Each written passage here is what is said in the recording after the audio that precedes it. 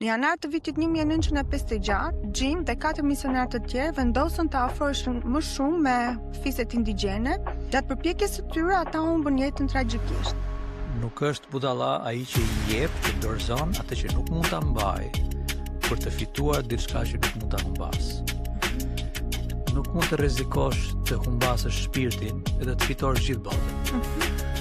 Këto të dyja frazat janë të ngjashme edhe përmbledhin thelbin e misionit të Jezusit. Thelbi i misionit të Jezusit nuk është siç pasqyrohet shpesh ndonjëherë edhe nga ndjekësit e Jezusit. Nëse ti i beson Zotit, jeta jote do jetë pa asnjë problem, asnjë çështje, s'kemi nevojë të sakrifikojmë, vetëm do marrim për veten tonë. Përshëndetje, mirë se erdhët në Albania Digital Connection, podcasti ku ndalojmë, reflektojmë dhe kërkojmë ta shohim realitetin përmes lentes së vërtetës. Unë jam Vasi dhe bashkë me Afrimin ftojmë të bashkojmë një hapësirë të qetë, të sinqertë dhe reale, ku do flasim e diskutojmë për tema që na prekin, na sfidojnë dhe na formsojnë ne si persona, na formsojnë karakterin, patjetër që na formsojnë edhe bindjet për besimin.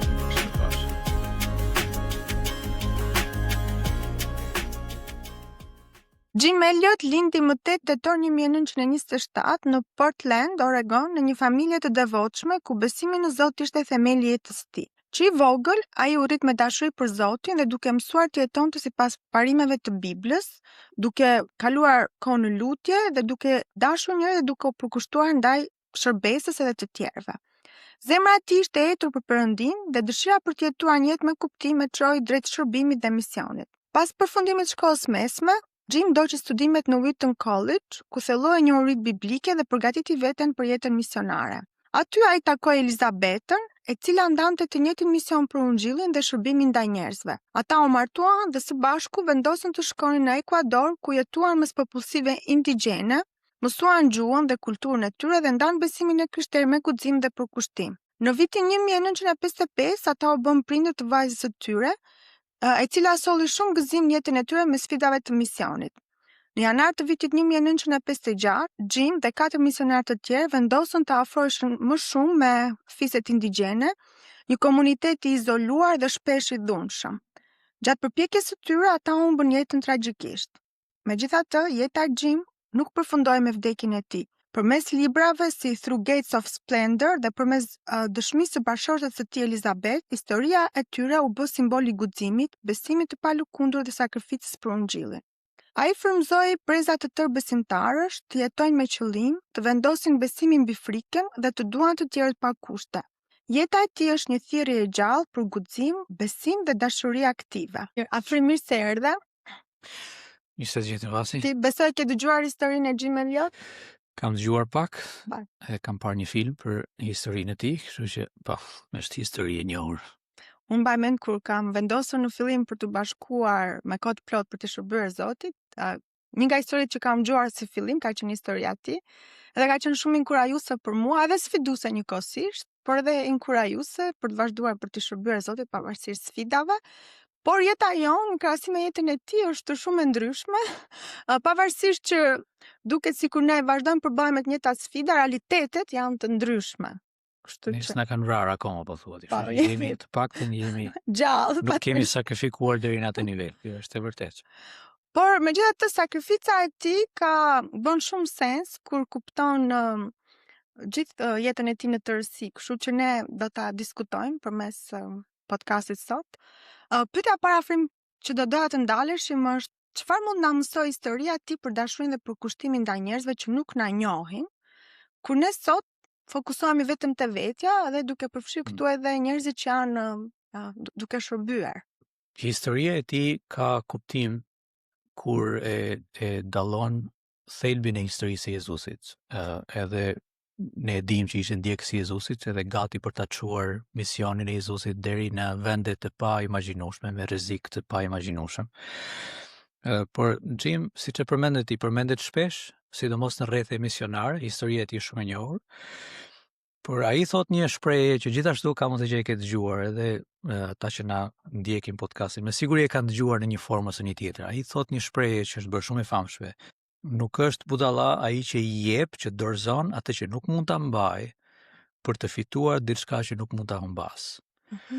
në fakt është një version i ndryshëm i një shprehje shumë të ngjashme nga Jezusi, kur Jezusi vetë duke folur për misionin e tij, po ju thoshte ndjekësve të tij që unë po e perifrazoj frazën e Jezusit, po nuk mund të rrezikosh të humbasësh shpirtin edhe të fitosh gjithë botën.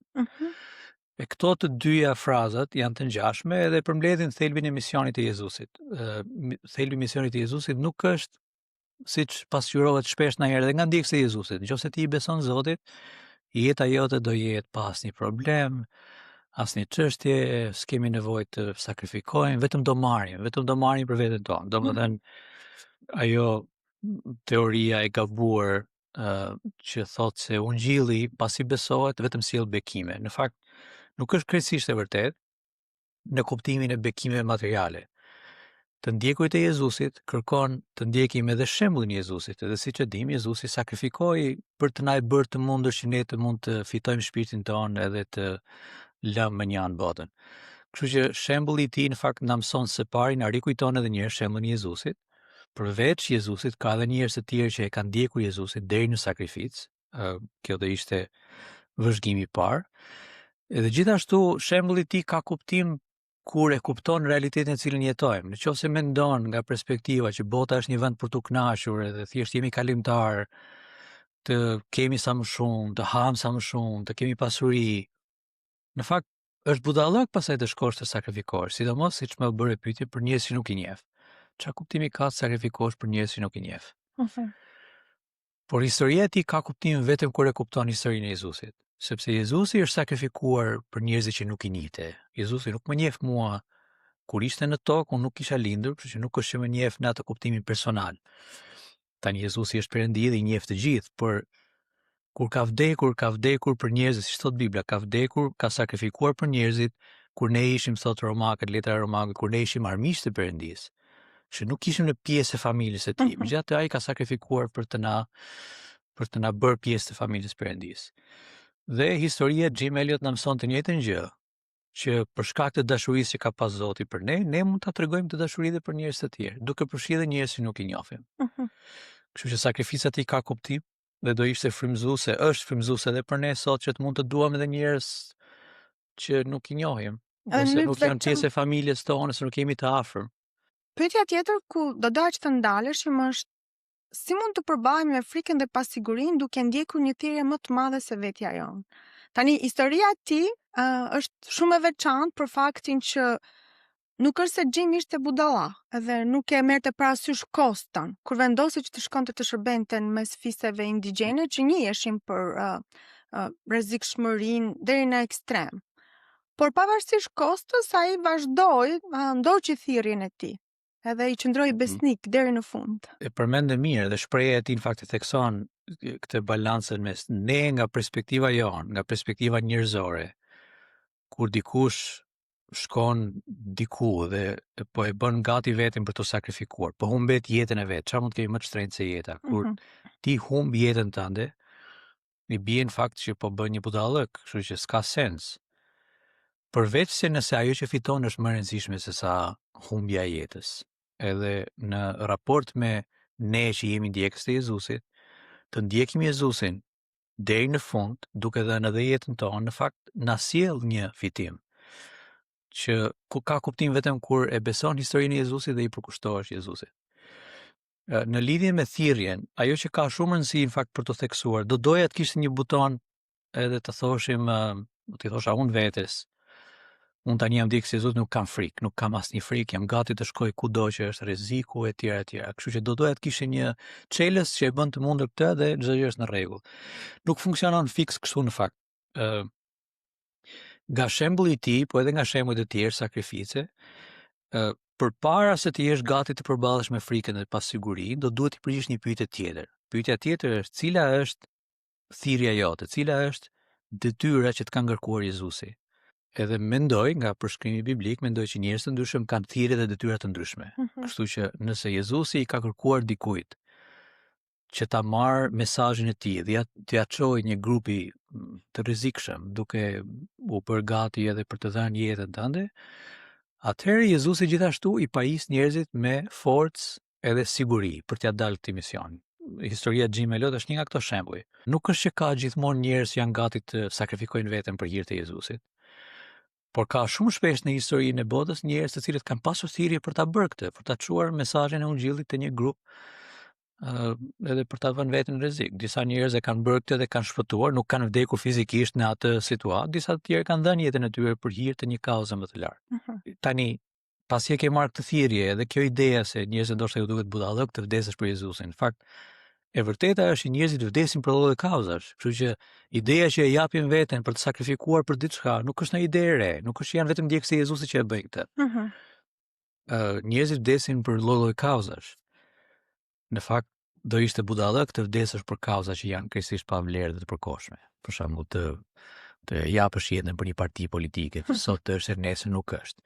Të japësh jetën për një sistem politik që në fakt bëhet i padrejtë, të japësh jetën për idealin e komunizmit edhe të kuptosh 50 vjetësh në fakt njerëzit që kanë pasur këtë ideal në fakt kanë abuzuar me njerëzit, kanë abuzuar me vendin e tyre. Të japësh jetën për Jezusin është një thirrje shumë e lartë, sepse Jezusi është hyjnia vet edhe ja vlen për ta dhënë në fund ai e ka dhënë të gjitha, kështu që ja vlen për t'i dhënë mbrapsht të gjitha.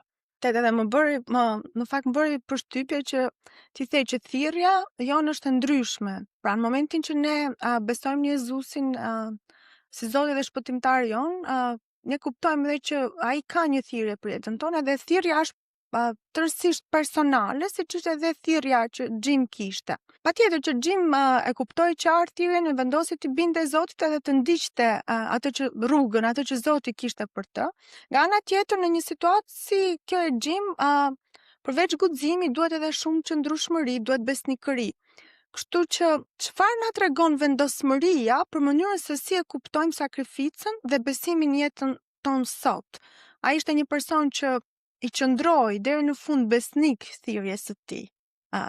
Edhe jam e sigurt që ai e ndjente, kishte parasysh edhe kostën që mund të kishte.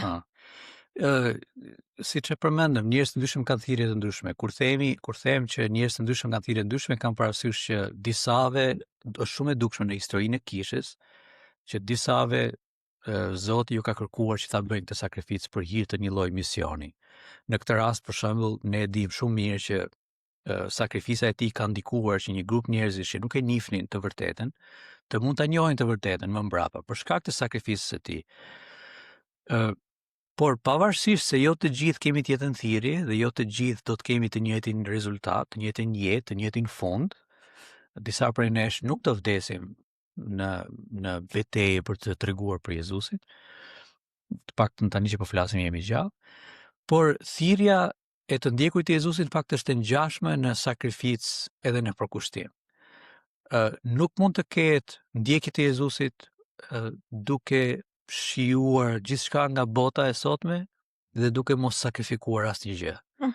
Kështu që në përputhje me thirrjen që kemi, duhet edhe të sakrifikojmë edhe të mundohemi. Nuk ka kuptim të ndjekësh Jezusin edhe të mos sakrifikosh diçka. Këtu e kam fjalën, ndoshta thirrja jonë është shumë e lehtë, ndoshta jemi duke organizuar takime ku flitet për Jezusin, edhe thjesht na duhet të sistemojmë sallën. Kërkon sakrificë, kërkon kohë, kërkon përkushtim, kërkon gatishmëri për ta bërë këtë me gjithë zemër, jo ta bësh me përtesë, edhe jo, pse ma lën mua këtë punë. Ndoshta do të duhet të bësh gjëra, thirrja e disave në fakt është të bëjnë gjëra për të cilat askush s'ka për t'i vënë re, përveç Jezusit. Kemi njerëz në sfond gjithmonë kur ka histori të kësaj natyre që janë bërë publike dhe i njeh gjithë bota, ka njerëz në sfond që as nuk janë përmendur ndonjëherë. Jim Elliot edhe të tjerët kanë ngritur fonde për të shkuar në mision. Ka njerëz që kanë dhënë paratë të tyre që ai të shkojë të flasë për Jezusin. Unë e ti kemi njerëz në mision, të cilët shqiptarët nuk ja dinë emrin, por na ndihmojnë financiarisht për të bërë punën që bëjnë. Dhe këtë e bëjnë nga dashuria dhe nga sakrifica që kanë për Jezusin, jo sepse kanë burime financiare të tepërta ose kohë të tepërt, por sepse thirrja e tyre është të jenë njerëz të suksesshëm në biznes dhe të marrin një pjesë të ardhurave të japin për misionin e Jezusit. Të gjitha këto kërkojnë sakrificë dhe duhen bërë në përputhje me modelin dhe shembullin e Jezusit, por edhe të Jim Elliot. Ti jesh gati për ta bërë thirrjen tënde, pa u ankuar, pa pritur të shpërblehesh përveç se shpërblim nga Jezusi. edhe pa dashur të biesh në sy. Misioni ynë në ndjekjet e Jezusit është prapë misioni i Jezusit. Jemi duke i shërbyer atij, jo vetes tonë. Po, interesante kjo që po thua se ndoshta Jim para se të ndodhte ajo që ndodhi mbase ai nuk ishte kaq i njohur sa që është sot. Por ai pavarësisht ai ishte ose nuk ishte i njohur, ai vendosi që të bindej Jezusit edhe të ndiqte thirrjen e tij. Kështu që edhe ne sot në realitetin ku jetojmë, ne asnjëherë nuk e dim se si do ta përdor Jezusi investimin ton, qoftë në ato gjërat e dukshme, qoftë në gjërat e padukshme. Por ideja është që në thelb të jemi besnik ndaj asaj që Zoti na ka thirrur që të bëjmë, pavarësisht se sa e madhe apo e vogël është. Pika tjetër ku do doja të ndalemi është si mund ta shndrojmë jetën tonë në veprime reale dhe të guximshme, jo vetëm fjalë, ashtu siç bëri edhe Jim mes rreziqeve. Tani ne jemi përpjekur të sillim pak realitetin e tij duke e kontekstualizuar në realitetin tonë, por nga ana tjetër të jesh i guximshëm, të jesh besnik i qëndrueshëm, janë virtyte, karakteristika që vlen në çdo lloj realiteti. Por më shumë duke parë shembullin e tij, edhe siç e përmendë edhe në fillim që ishte shumë frymëzues, inspirues për shumë të tjerë, si mund të na frymëzoj sot në realitetin tonë, që është realitet sfidues, ne kemi sfidat tona, vështirësitë, por jo e pamundur për të. Ke bërë një vazhdim shumë të mirë, Vasi, që është mirë për ta vënë në dukje. Të gjithë njerëzit me siguri po të mendojnë pak gjatë e vënë re, po është mirë për ta vënë në dukje. Ai nuk është nisur në mision për të sakrifikuar veten. Nuk niset njëri në mision për të thënë unë do ngrihem sot dhe dua të shkoj diku ku mund të më vrasin. Kjo nuk është mjaftueshëm frymëzuese. Edhe në fakt do ishim me probleme serioze nëse funksionojmë kështu. Por siç e përmende, ai ka shkuar në mision për të treguar për emrin e Jezusit. Kështu që ai është duke përpjekur të jetë i bindur ndaj thirrjes së Jezusit. Nuk e di nëse i ka vajtur në mend, por nuk do ishte shumë larg realitetit që ndoshta si ka vajtur në mend që ndoshta i ka vajtur në mend që mund të vdes edhe askush nuk e mban mend.